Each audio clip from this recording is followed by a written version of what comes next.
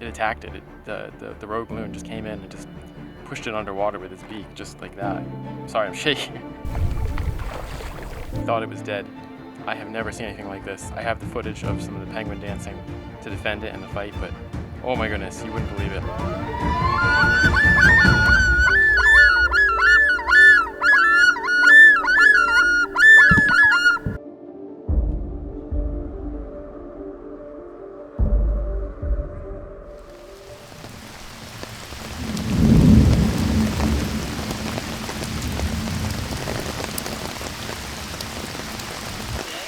Closing out what has been a very rainy June. It's actually the second wettest June on record.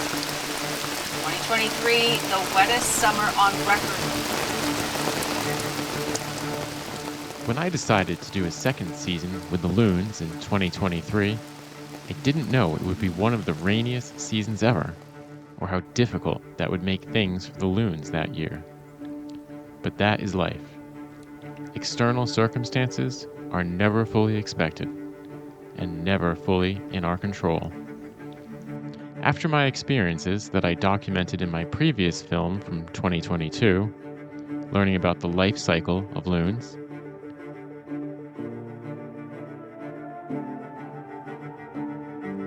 and reflecting upon my own personal trials at the time, I had learned that we must accept change. So in 2023, I optimistically headed out again, starting at the height of spring in May,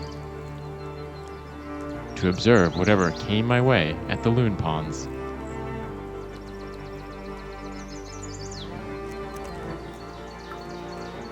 In this year's video, I invite you to come along with me to learn even more about loons and find out what life lessons are learned along the way. Welcome to this year's Season with the Loons. I want to thank everyone who watched my 2022 video, A Season with the Loons, which was my personal story and natural history story combined, and the kind and heartfelt feedback you gave me really meant a lot. Thank you so much for all that support. This year I'm going to do things a little different. I'm focusing on 2 ponds this year. Definitely the Loon pond, which was the main one in the original Season with the Loon film, and another one which had a pretty cool situation. It felt so good to be back on these peaceful ponds. They mark the southern edge of the boreal forest and the start of where loons breed.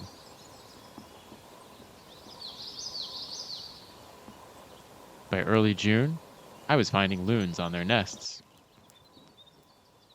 Despite my distance, this heads-down position means the loon was uncomfortable and preparing itself to dive in the water and abandon the nest if necessary.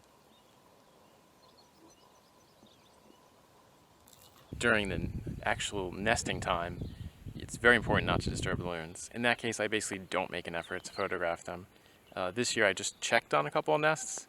I spent only a few minutes at the appropriate distance, took a couple quick photos, and a couple quick video clips, and then I was out of there. This nest was well concealed. Between May and early July, you should avoid hugging the shore when kayaking during loon nesting season. You might spook a loon. Loon parents alternate incubating pretty evenly. This partner was looking to switch. While the loons are nesting, I'm not really focusing on photographing them at all, because I want to make sure that they nest successfully, and I don't want to pressure them or make them abandon the nest or make the nest fail. This is the time I'm really focusing on seeing what warblers are nesting and what else is here at the pond. There were plenty of other things to observe at the pond while I waited for the loons to hatch.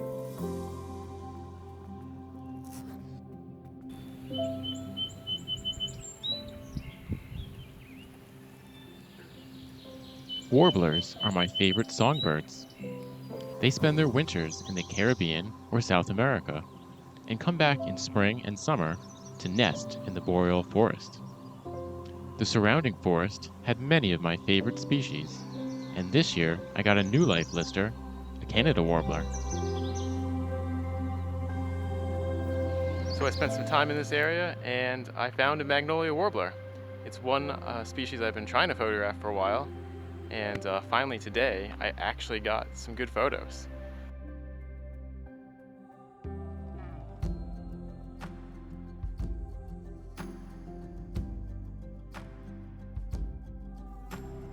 The Canada goose complete their nesting and hatching before the loons even start their nesting.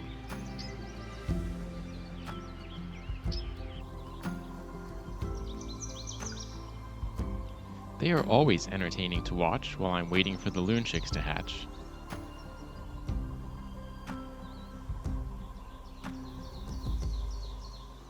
But soon enough, the 26 to 29 day loon incubation was over.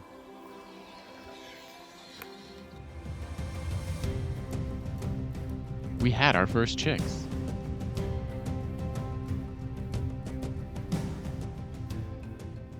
We have the first loon chicks of the year, right to the left of that island there.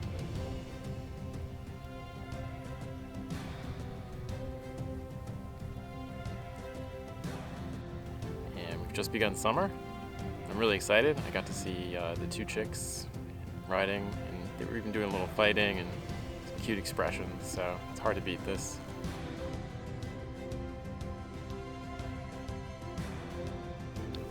It was too windy that evening to shoot video from my kayak, so I focused on photography instead. The chicks were 2 days old and getting small food items, like this dragonfly larva.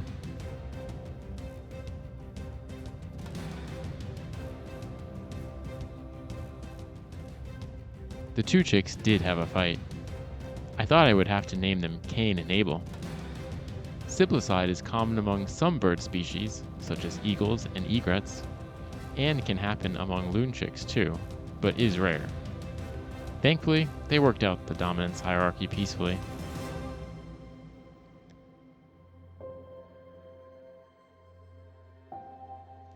But this pair was lucky that they nested fairly high, off the water and early. The constant record-setting rain continued through June and July.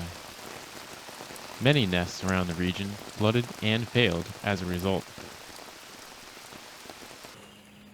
including one of the two nests at the main loon pond. You can see the drastic difference in water levels between 2022. This should be underwater.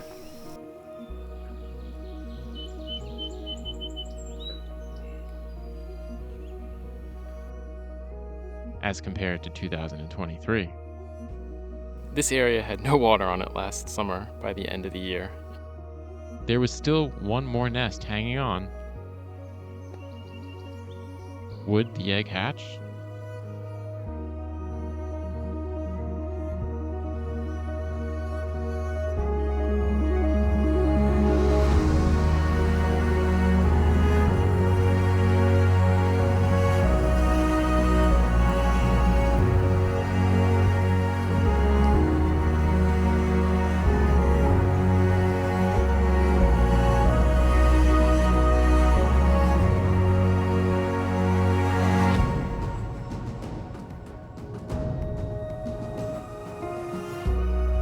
I am back on my favorite loon pond.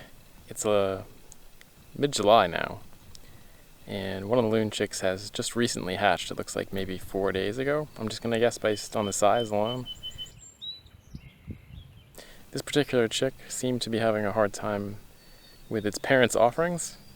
They were a little too big tonight, and on several occasions it didn't seem to eat. They tried another fish.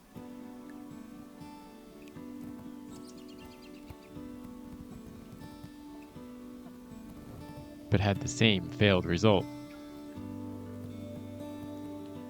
Even though the parents bit down on the heads to stun the fish, Chick couldn't get it down. The chick also struggled with moderate-sized crayfish, which is a staple of the loon chick diet at this pond, especially while they're young.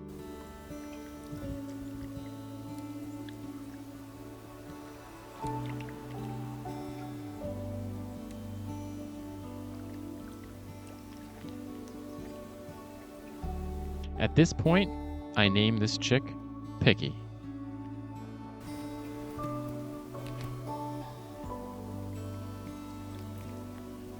Picky just didn't want to eat. Nothing was good enough. Even though the parents were trying to make it easy again by disabling the crayfish by snapping its tail, as you can see here. Finally, though, Picky was able to get one of them down. Now the chick is basically just resting on the back of its parent. It's been a very quiet night here, which is peaceful, nobody around, and just love being out here.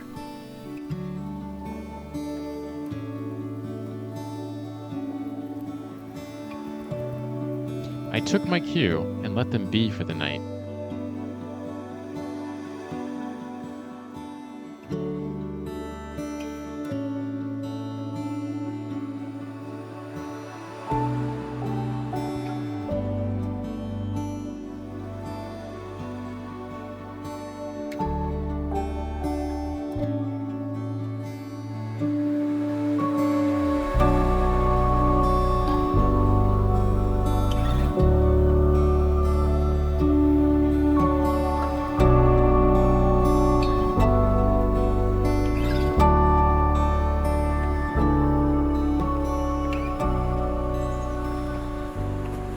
Okay, so I'm taking a break here after a nice early morning paddle with the loons. Pretty peaceful morning. There was a lot of times when the water was really calm. I got some nice photos that I was happy with the water dead calm. A lot of interesting reflections. The chick, as I noticed last time, seemed to be having a hard time with some of the bigger fish the parents were offering. I don't know what's going on. I don't know this year if there's just more big fish around and they're having a harder time finding the crayfish that they often feed them. Or some of the smaller fish I've seen. I don't know. Another interesting thing that happened this morning was that when I was, all of a sudden the loon parent put its head down low in the water. And that's usually a sign it's trying to hide from something.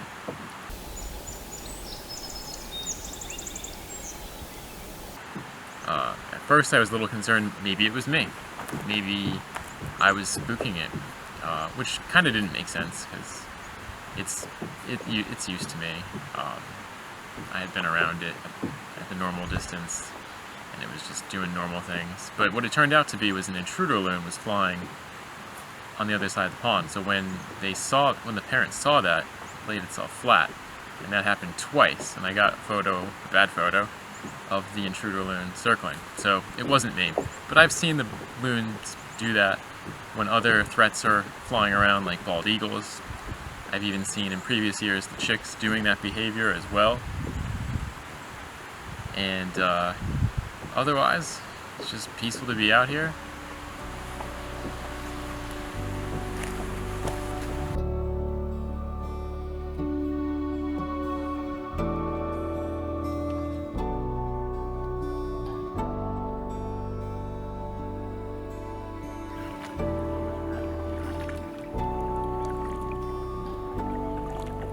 Later that morning, I paddled out to another part of the pond and was surprised to see a loon gathering of 7. This seemed a little early for such a gathering. Now I think I understand what was getting the loon mom all flattened out this morning. I just found a loon gathering of 5 loons here, and it's mid-July. And in my experience, that's a little early. Later in the season, maybe late July, definitely August, you'll see loons actually engage in loon gatherings where a whole bunch of them will gather and fish and socialize, which is markedly different behavior than, say, May and June, and to some degree early July. when the loons are nesting, and any other loon that shows up is seen as an absolute threat, and they'll fight. And the fights are brutal, and sometimes the loons will kill each other in these territorial disputes. So maybe the mom that has the pretty young chick, remember this chick is probably maybe at this point less than 10 days old, I think. Maybe she's protective, and maybe she's not in the social mood, and maybe these other loons who are floater loons who didn't breed this year have already gotten into this socialization phase, and maybe they're just not in sync. So I think that might be what's happening. I knew by the banding that this was the mom. She's the loon that dives aggressively underneath. With all these loons around early, I can see why our late hatching pair was on edge. Little did I know how serious a threat this would prove to be.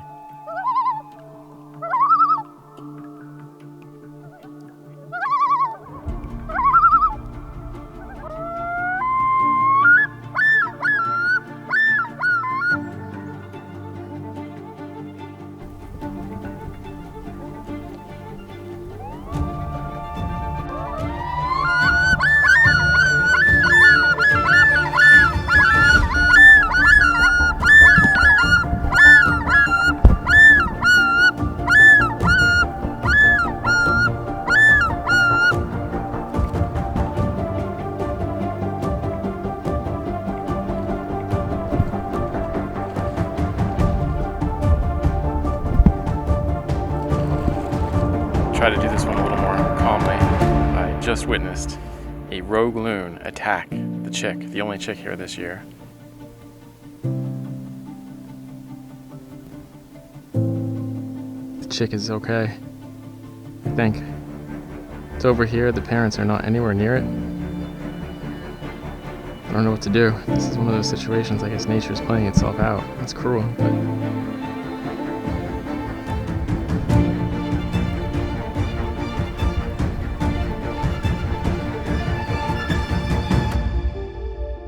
I was watching the parents fishing, and then I heard a loon behind me surface, and it seemed like a really far distance if it was one of the parents to cover fishing, and it was very out of breath.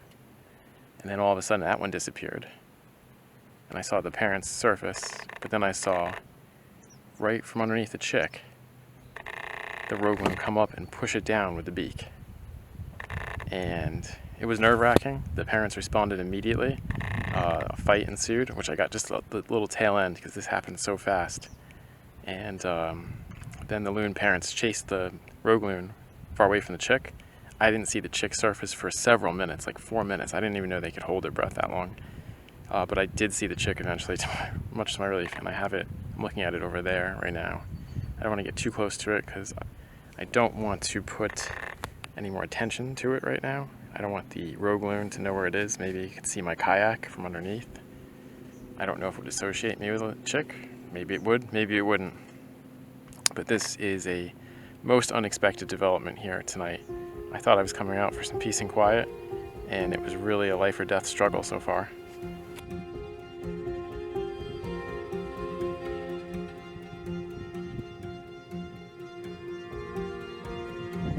Okay, just a little update. It's been about 30 minutes since the chick got attacked, and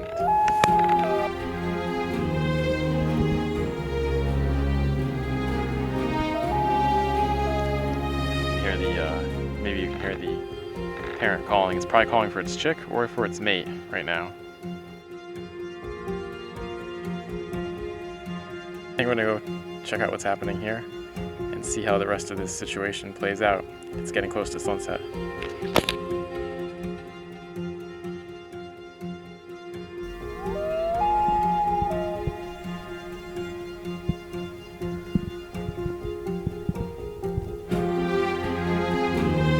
Found it.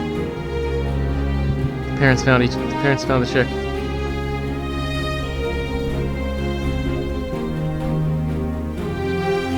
Parents found the chick.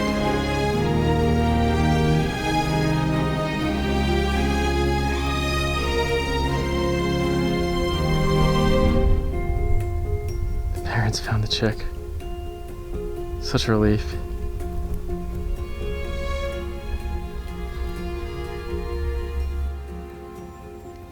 I was overjoyed that Picky was reunited with his mom.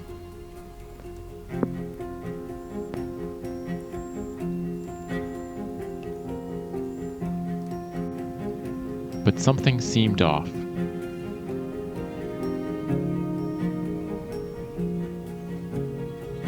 Picky was lethargic and stunned, and seemed to be swimming with only one leg.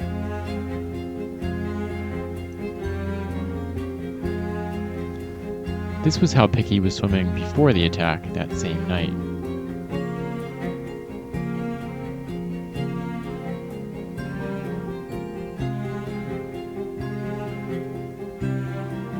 And now after.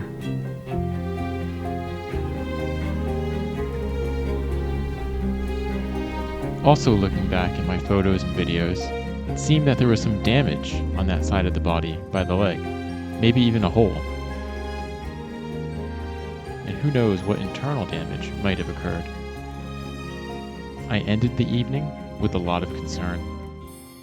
It's been a very tough year for the loons this year in general here. There's been record rain and there's been a lot of flooding, and the lake levels got so high that a lot of nests failed because the lakes went up to the eggs and they never hatched. So on top of all that, this one loon chick that did make it, now it has to worry about a rogue loon that's attacking it, and I sure hope it makes it through the night. I hope it makes it through the season. It's been a rough one.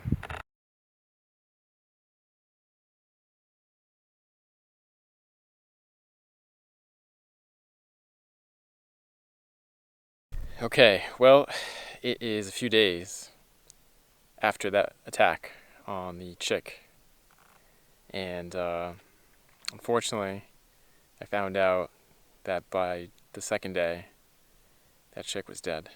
So it was really sad to hear that. I grow attached to the loons and to the chicks. I don't know if it was that attack itself that killed the chick. I don't know if something else happened after. I stayed that night until it got dark. I didn't go the next day, and nobody else I know went the next day. But I found out by the day after that, the chick was no longer around. So it's likely dead. It's obviously dead. It's not with its parents. So it was very sad. And I don't know what that means for this project here for this year in terms of this season. That my favorite loon pond has no more chicks. I don't know if that means it's the end. I'm actually filming this here at the other location I've been filming this year, and I'm trying to find the chicks here. I haven't checked on them in a while. There was two. Last I came and filmed them was just when they were 2 days old, because I focused on the other pond, and now I'm going to try to find them and see how they're doing. They should be a lot older now. It is very late July, so these chicks should be about 6 weeks old. I just hope they're here. I haven't seen them. It's kind of a big place. I'll go kayak around a little bit more, and we'll see. We'll see if this is the end of the series in terms of what I'm filming, or if I'll find something else.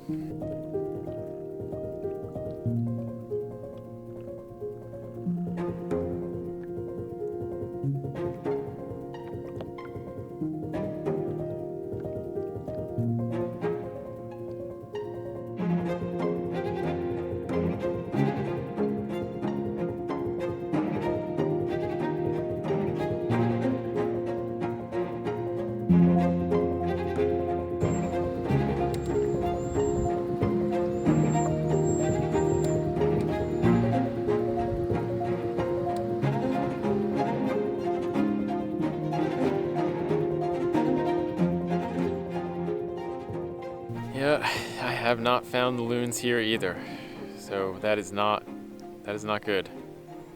That might mean that these chicks, these sweet two chicks, are dead too.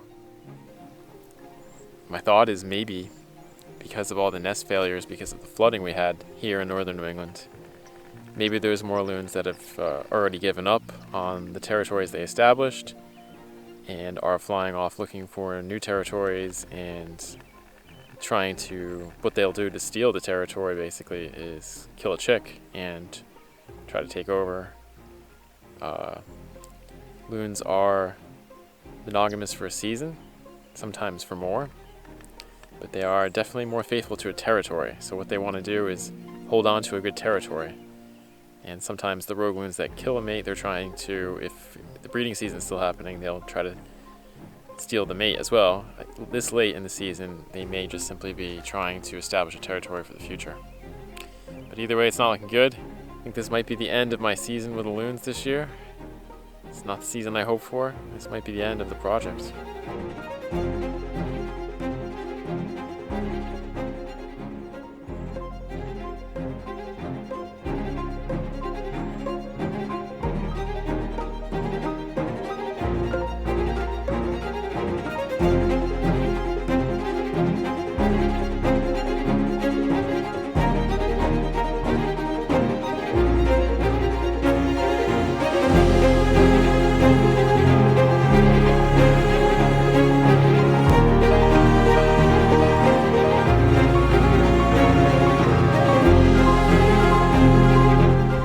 Okay, I am so relieved. I paddled all the way back to the beginning of the pond. I found the chicks. They're fine. I found both chicks, found the parents. They might have been tucked in a little cove or something. I just missed them with the sun angle before. I can't believe I missed them. I missed all my photographs tonight. But I'm just so happy they're fine. The two chicks were doing great, still begging their parents for food. No more Cain and Abel routine. Just friendly competition for the best food.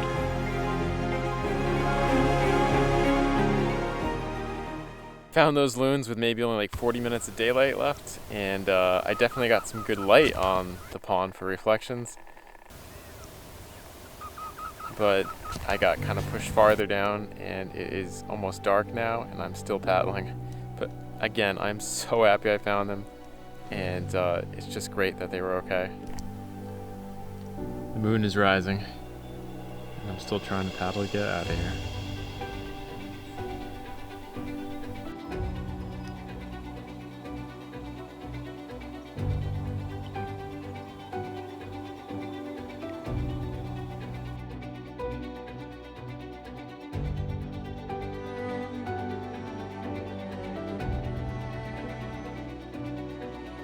I am back here on the only loon pond this year that has viable chicks that I've been following.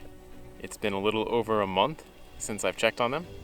I do hope that they're growing. I've kayaked about half this pond. I haven't found them.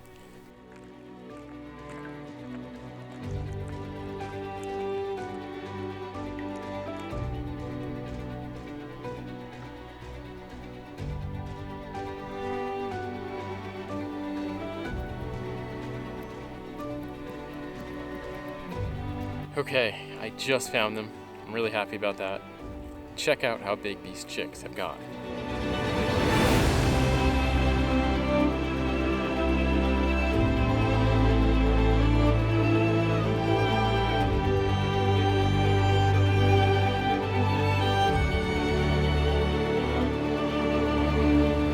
It's hard to believe that in just 10 weeks, they went from these little hatchlings, barely able to flap tiny wings, to this pretty full wingspan.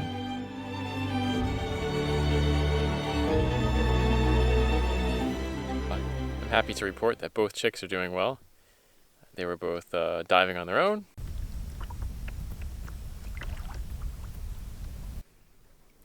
Getting some food on their own and still begging, getting their parents to feed them.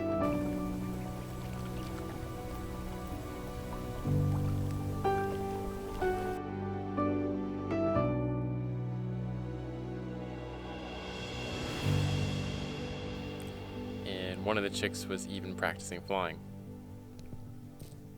Oop, that's not good. You gotta duck under that.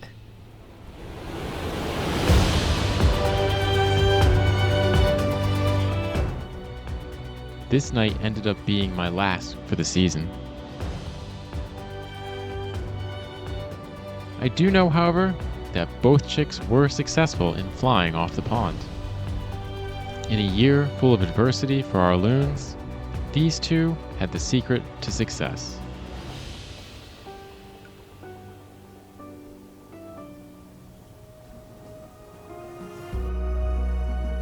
What did I learn this season? There are external forces that are beyond our control. Be vigilant, for sure. But there are things you can't stop, like time. In the hospice, my mom said that the biggest regrets in life are not the things done, but undone. Do the things you can do while you can do them.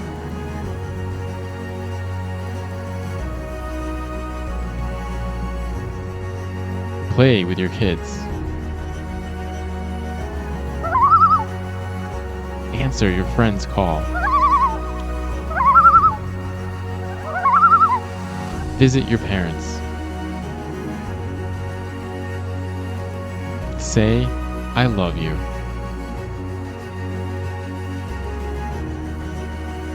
Do the things you can do, the important things, while you can do them.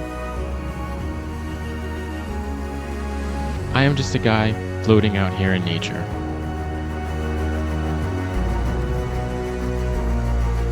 But aren't we all?